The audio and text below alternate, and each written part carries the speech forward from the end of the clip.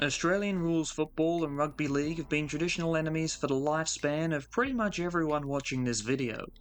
The Barassi line is akin to our own Great Wall of China, protecting the sanctity of each code, but a century ago, the two codes almost merged to form an ungodly footballing version of Frankenstein's monster. This is, or rather was, universal football. Hybrid versions of Australian rules football have been seen before. There was AFLX, a game more recent than 12 teams' last premierships, yet still completely forgotten. The International Rules series is probably the best example and is actually a damn good game to watch. Before that, there was Ostas, basically Aussie rules with gridiron forward passing added in so the Americans could play in the war. Before that, there was the VFA-VFL schism, which saw two different rule sets used, which we'll cover in the next episode. And then we have universal football. It began with a proposal in London by HCA Harrison in 1894 to merge the rules of Australian rules and Rugby Union, which was knocked down outright. The British were, predictably, appalled at the suggestion that they abandoned their rules to oblige an Antipodean game. Yes, rather.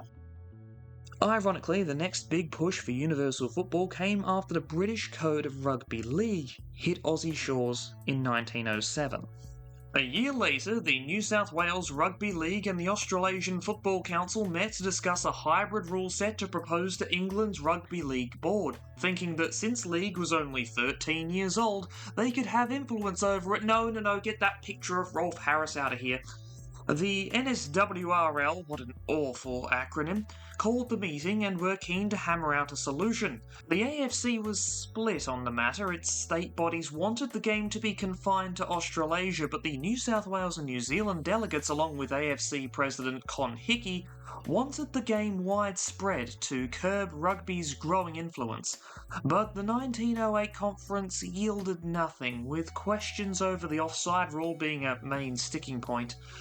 The 1859 rulemakers prioritised the growth of the local game by eschewing the offside rule for simplicity's sake, and it worked, becoming the first codified form of football in the world. With its long fields where players were scattered all over, the game evolved to a point where an offside rule would completely change how the game was played. However, as best explained by the Daily Telegraph in 1908, the offside rule was critical to how rugby worked and how its teams lined up. J.J. Giltinan, ostensibly the Tom Wills of rugby league, was asked if there was any leeway regarding the offside rule. His response was an emphatic and categoric no. Ironically, the very aspect of Aussie rules that made it simple and thus spread like wildfire across Australia would not allow it to spread across the seas we are girt by. At least, not for now. For you see, rugby was in trouble. As the Victorian Football War began to see its first real battles, rugby was having its own issues with the issue of professionalism. League provided reimbursements, if not outright payment, to its players. Rugby Union didn't, as the upper class who played it lent into the anti-professionalism ideals of muscular Christianity that James Thompson was talking about all the way back when Tom Brown's School Days was released. As a result, they were losing players and reverence at such a rate that Giltinan predicted the sport would be dead in 2 years. His push for unification was based on this joint code being the only one of its type, no union, just a combined form of the two most popular football codes in Australia. Union did survive, but the sentiment still remained. Soon enough, Giltinan and the NSWRL would be back, for they weren't alone in wanting to unify football. Football codes from all over the world were trying to unite into one rule set, and everyone wanted to be the ones to control it, and more importantly, author rules that favoured their teams and cultures. And this was as true for Australia as it was England, America, hell, even Germany. Australian delegates even wrote to US President Taft after a raft of gridiron player fatalities, urging him to take interest in Australian rules as a safer alternative, and he was on board. Gridiron, in its formative years, was putting some off as drastic rule changes were made year on year, something Australian rules football would surely never do. Ugh. The year is 1914. The British Lions had just toured and Victoria had just swept the Australian rules into state carnival. This was a turning point for both codes, and the AFC and NSWRL knew it. If they could combine the growing momentum of both sports, it could create an unstoppable juggernaut. Financially, it made sense too. The NSWRL's trips to England hemorrhaged cash, and the opportunity for them to expand their game to the Western States brought the promise of more gate receipts. Plus, it would curb the amount of money the two bodies were spending trying to outdo the other in promotion and influence, which exactly 100 years later would see the NRL try and beat the AFL to the USA, all while an American had just done this in the AFL. It would make sense for the English too. They generally turned profits on their Aussie tours and wouldn't want to relinquish that by turning down rule changes. Essendon coach Jack Worrell and noted sports writer Reg Wilmot thought the financial factor far outweighed the potential quality of universal football's potential gameplay, and thought that fans would protest the changes. So what were these changes? Well, the field was the biggest one, quite literally. The field of play would be rectangular, but 160 yards by 100, far bigger than standard rugby fields. In-goal areas took up 10 yards at either end. Rugby-style goals with an 18-foot wide mouth and a 10-foot crossbar adorned each goal line. As for scoring, it was a bit weird. A try was worth 3 points, plus it offered an attempt at a conversion, itself a 1-pointer. A goal scored from general play was worth 2, but a goal from a mark or free kick was worth 1. If the ball was grounded in the opposition's in-goal area, it was 1 point conceded. Team sizes were 15, halfway between the requirements of both codes, but with no designated kicker. Whoever scored the try or won a free kick takes that kick, which I think is just so much better. I want to see Brian To'o try and mung a kick from out here. That's one for you, rugby fans, all two of you. The scrum was replaced by typical Aussie rules stoppages, and tackling was based on rugby league, which actually increased physicality more than you'd think, as players simply dropped the ball when tackled in Aussie rules back then. A modern tackle like this would typically be penalised for holding the man. The big ticket item was that rugby's knock-on and forward pass rule was preserved, a huge win for rugby as this meant the introduction of an offside rule. There was no definite solution, but early talk suggested that the offside rule would come into effect in the forward half for each team. A diagram from the Australian Worker in 1915 suggests this transition would happen about 35 yards from each goal. This seemed the only real barrier, and initial talks were positive, at least between delegates. Newspapers continued reporting negative opinions, with the Australian Worker in particular certainly telling us how they felt. But the delegates had agreed. There was no amount of complaining that could change their minds.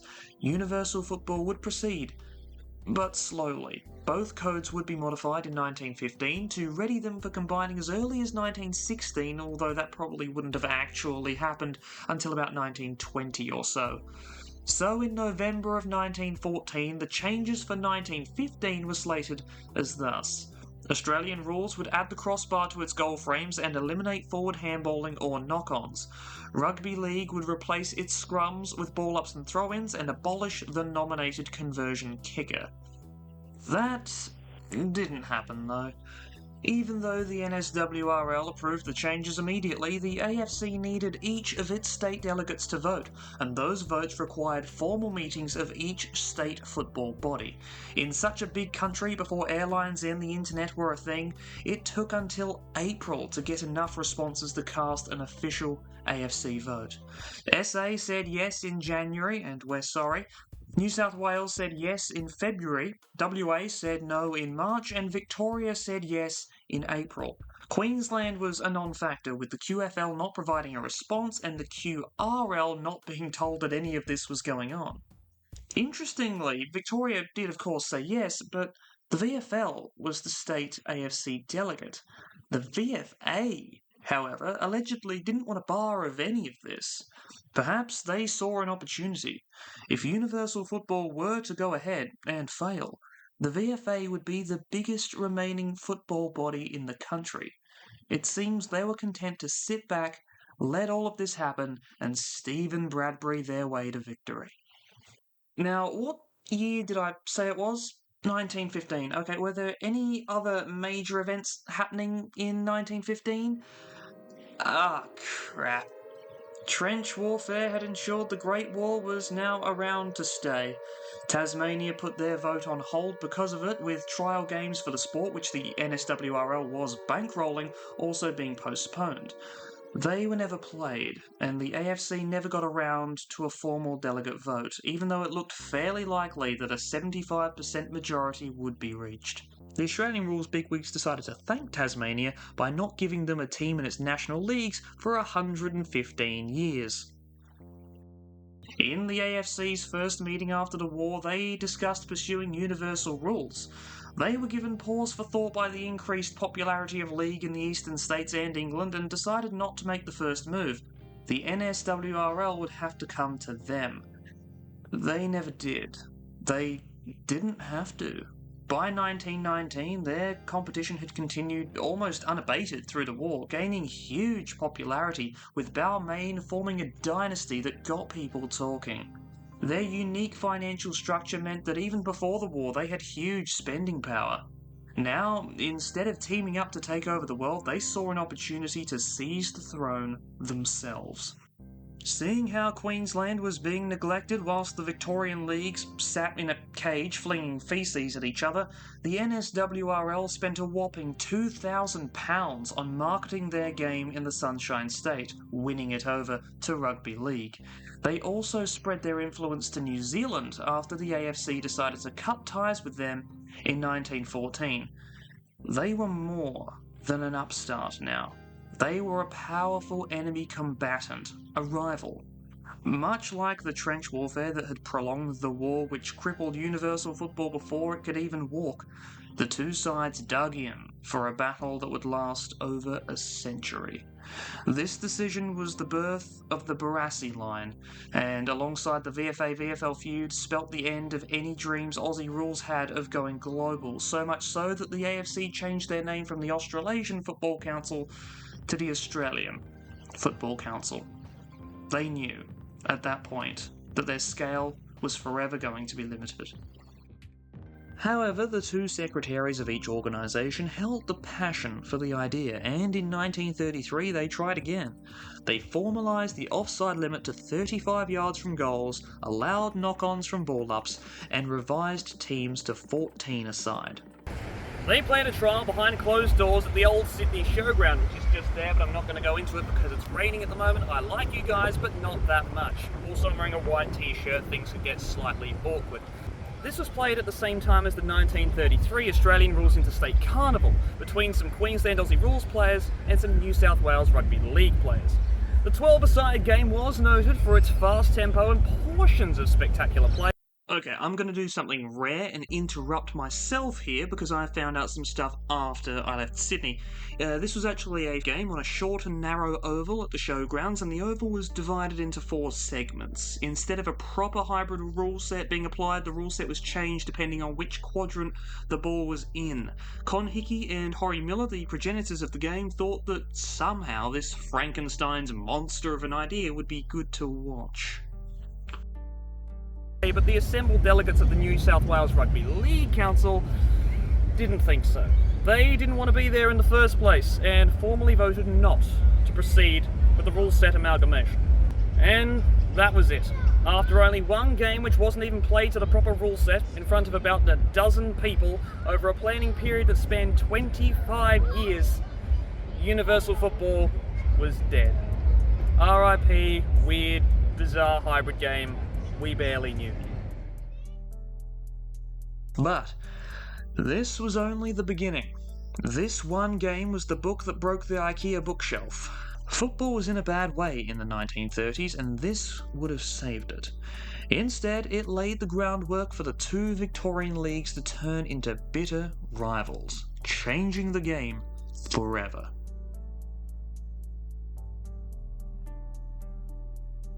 And that's it for now. Thank you so much for watching. Next episode is going to be on the VFA-VFL schism, which is one of the most interesting periods of any sport that I can think of in the world, let alone just Australia.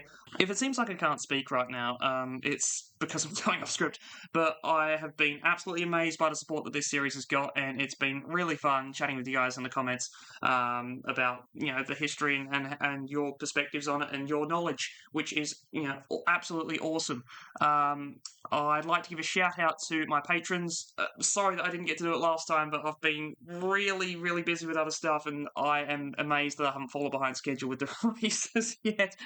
So I'd really like to thank Cody Bibby, Some Geek from Twitter, and my new patrons over the last couple of weeks. Timanuel Kunt, I'm not going to say it how it's spelt because I'm going to get demonetized, and Seamus O'Dowd Clancy. Thank you all so much. You guys are really helping me sort of keep everything on track. And if you want to join, come along. I'm rambling. This outro is going for about 20 minutes, but patrons get early access to not just videos, but openings to competitions as well. So they got first access to the Super Coach competition and tipping competition that's happening. And there will be other incentives throughout the year when I come up with... Oh, I'm just going to pack up now. This is horrendous. See you next time. I'm going to eat food.